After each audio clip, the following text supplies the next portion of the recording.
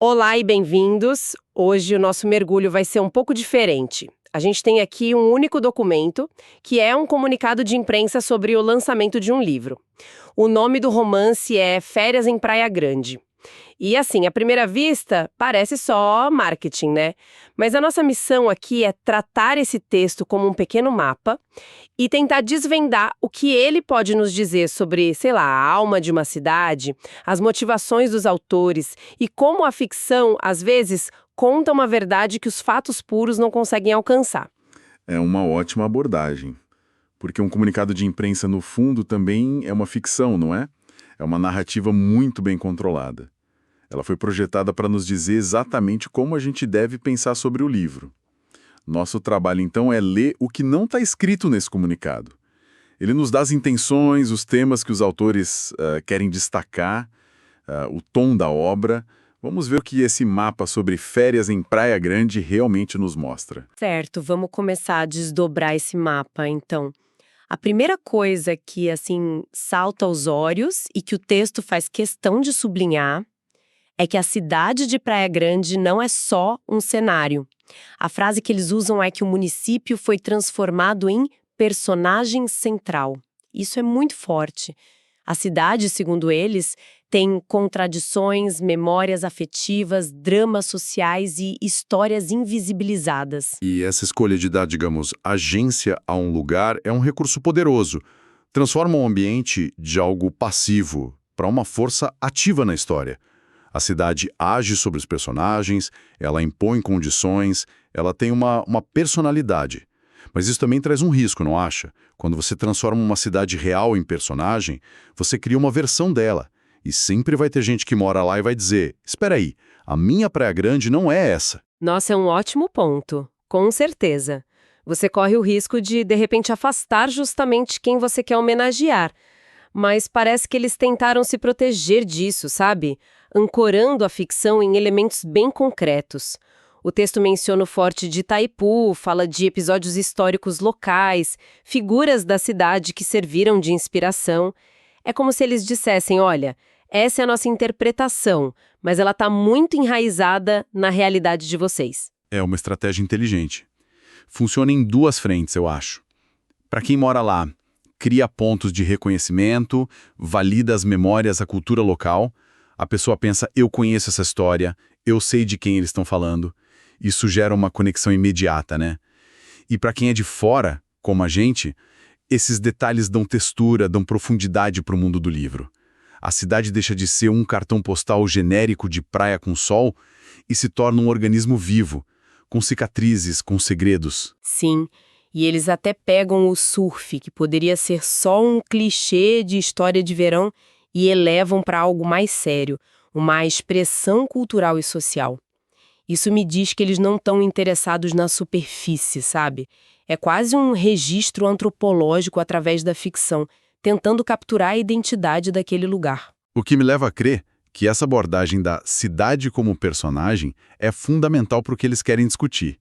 Ao personificar a cidade com as contradições dela, eles criam um palco perfeito. Um palco para explorar temas como desigualdade social de uma forma que não pareça um sermão. A própria cidade se torna uma metáfora viva desse conflito, né? Entre a beleza da praia, que todo mundo vê, e os dramas sociais, que muitos preferem ignorar. Ok, então a cidade é esse organismo complexo. Mas como é que a gente sente isso na história? O comunicado dá uma pista bem clara de como eles resolveram isso. Parece que é através de duas linhas narrativas que espelham essa dualidade da própria cidade. Exato. A estrutura da trama parece ser a chave de tudo. A primeira história começa nos anos 90. A personagem é a Lígia, uma jovem que trabalha numa escola de surf. O texto descreve o que ela vive como uma história de amor com promessas, rupturas e consequências irreversíveis. Soa bem como um clássico romance de formação, sabe? Aquela nostalgia do verão que muda a vida para sempre. É a isca, digamos assim. Anos 90, surf, primeiro amor. São elementos que geram uma conexão nostálgica quase universal, principalmente para quem viveu essa época no litoral. É a imagem que o turismo vende, a Praia Grande das férias, a memória afetiva, é o romance, a juventude, a promessa de um futuro brilhante. É a parte da cidade que é fácil de amar. Exatamente, fácil de amar. Mas aí o comunicado dá uma virada brusca. A narrativa avança no tempo e passa a focar em outro personagem, o Pedro. E a história dele, segundo o texto, serve para expor, com um olhar sensível e crítico, a realidade das pessoas em situação de vulnerabilidade social na cidade. Isso é um soco no estômago daquela nostalgia toda. Fica muito claro que este não é só um livro sobre um amor de verão. E essa justaposição é, sem dúvida, intencional e muito poderosa. Se a Lígia representa a memória, a promessa, a Praia Grande idealizada, o Pedro parece ser a personificação daquelas histórias invisibilizadas e dos dramas sociais que o texto mencionou lá no começo. Não é só uma mudança de personagem, é uma mudança de perspectiva sobre o mesmo lugar. É como se os autores nos mostrassem a foto do cartão postal e logo em seguida nos levassem para os bastidores, onde a realidade é muito mais dura. Então, na prática, é como se a gente tivesse duas cidades ocupando o mesmo espaço geográfico. A cidade que é vendida para os turistas e a cidade que os moradores enfrentam o ano inteiro. Precisamente. E ao colocar essas duas realidades lado a lado, dentro do mesmo livro, ele força uma reflexão. Ele pergunta: qual dessas é a verdadeira Praia Grande? E a resposta, claro, é que são as duas. A mesma paisagem que é um paraíso de férias para um, pode ser um cenário de luta diária pela sobrevivência para outro. O contraste entre a história da Lígia e a do Pedro provavelmente é o motor do livro. Essa estrutura toda me parece muito deliberada, muito bem pensada, o que me faz querer saber quem são as mentes por trás disso. E quando a gente olha os autores, a coisa toda começa a fazer ainda mais sentido. A autoria é uma colaboração entre Allan Kardec Iglesias e Keren Soares Iglesias. E os perfis deles, para mim, são a peça que faltava no quebra-cabeça. À primeira vista, parece uma dupla bem inusitada, né? Um advogado e uma pedagoga escrevendo um romance juntos. Totalmente. Ele, o Allan, é advogado, professor, procurador-geral da UAB em Santos, membro da Academia de Letras de Praia Grande, um currículo que grita estrutura, lógica, fatos. Ele vive no mundo da lei, das provas, do que pode ser documentado, o mundo dos autos de um processo, né? Enquanto ela, a Karen, é pedagoga, com mestrado e doutorado em educação. E a pesquisa dela é sobre políticas educacionais e infância. O universo dela é o do desenvolvimento humano, das vulnerabilidades, das nuances que formam uma pessoa. É um mundo do que não é facilmente documentado. E aí a gente chega na citação do autor no comunicado que, para mim, nossa, amarra tudo de uma forma genial. Ele diz que o livro nasceu do olhar de quem aprendeu que nem toda a verdade cabe nos autos, algumas moram nas entrelinhas. Isso de uma força tremenda. É o homem dos autos, o advogado, admitindo que a ferramenta de trabalho dele, a lei, tem um limite. Que para contar a história completa, ele precisou ir para a ficção. Eu vejo isso como o coração de todo o projeto. É um reconhecimento. Um reconhecimento da insuficiência da linguagem jurídica para capturar a complexidade da experiência humana.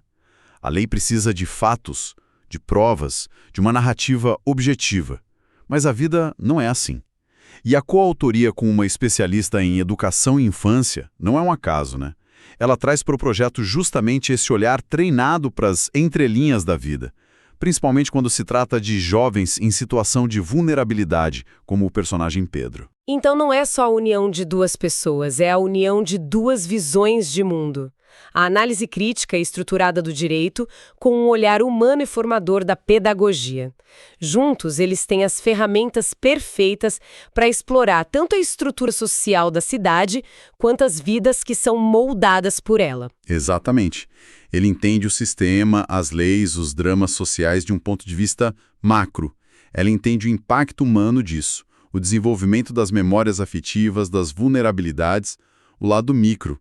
A colaboração deles não é só somar, é multiplicar as perspectivas. A tensão entre o que cabe nos autos e o que mora nas entrelinhas é provavelmente o próprio motor criativo do livro. E essa atenção aos detalhes se estende até para a logística do lançamento. O comunicado informa que o evento vai ser no dia 17 de janeiro, e essa não é uma data qualquer. É o dia do aniversário da cidade de Praia Grande. É um gesto simbólico muito bonito e muito forte.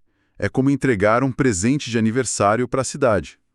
Diz sem precisar de palavras: esta história é sua, pertence a este lugar. Ancorar o lançamento nessa data cria uma conexão instantânea com a comunidade. O livro deixa de ser só um produto e se torna parte da celebração da identidade da cidade. E o local também me chamou a atenção. O Shopping Pátio Aviação, em Praia Grande. A escolha de um shopping, um lugar de grande circulação popular, em vez de, sei lá, uma livraria de rede numa capital, isso também parece muito intencional. Sem dúvida. Levar o lançamento para um shopping é um ato de democratização. Remove aquela barreira, muitas vezes intimidadora, da livraria cult. Mas podemos pensar nisso por outro ângulo também. Será que não corre o risco de banalizar a obra? De colocar no mesmo patamar de uma liquidação de loja? É um bom contraponto, sim, tem esse risco. Mas, considerando todo o resto que a gente discutiu sobre dar voz às histórias invisibilizadas, me parece que a intenção principal é a de inclusão. É um convite direto às pessoas que inspiraram a história, as Lígias e os Pedros da vida real, para que participem.